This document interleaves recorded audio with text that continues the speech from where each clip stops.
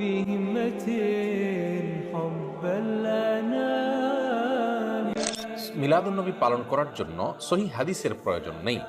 তাদের কাছে আপনি পাল্টা প্রশ্ন করতে পারেন যে আপনি শরিয়ার কোনো বিধান প্রমাণ করবেন তাহলে কি দিয়ে? সহি মন থেকে যা খুশি তা করবেন, যে আমার মনটা বিশুদ্ধ, আমার মনটা ভালো, আমি দাবি করলাম করে আমি ভালো মন নিয়ে আমি যা কিছু তা করতে পারবো, ব্যাপারটি এরকম?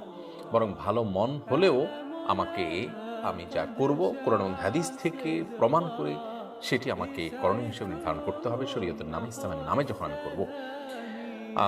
সাহাবা ইকরাম যারা নবী করিম সাল্লাল্লাহু আলাইহি ওয়াসাল্লামের সহচর ছিলেন, তাদের কেউ নবী করিম সাল্লাল্লাহু আলাইহি ওয়াসাল্লামের বছরে একবার তার জন্মদিবস কোনোভাবে উদযাপন করেছেন মর্মে কোনো হাদিস কেন বর্ণিত হয়নি? তার মানে কি তাদের সহি মন ছিল না?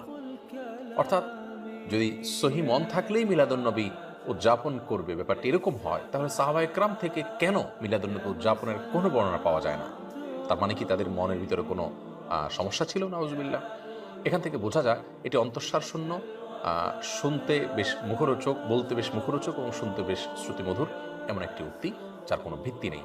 আল্লাহ তাআলা কোরআনে কারিমে পরিষ্কারভাবে বলেছেন, মা আতাকুম রাসূল ফাখুযু ওয়া মা নাহাকুম আনহু ফান্তাহু। রাসূল যা দিয়েছেন তা গ্রহণ করো, ধরো, তা তোমরা নাও, আর তিনি যা নিষেধ করেছেন তা থেকে তোমরা বিরত থাকো। ইমানদারের করণীয় এবং বর্জনীয় এটি গ্রহণ করবে সে কোরআন এবং সুন্নতে রাসূল সাল্লাল্লাহু আলাইহি সাল্লাম থেকে নিয়ে। মন থেকে যদি গ্রহণ করা যায় তাহলে সেক্ষেত্রে মনচাহি জিন্দিগিতে করাই যাবে, যা খুশি তা করাই যাবে।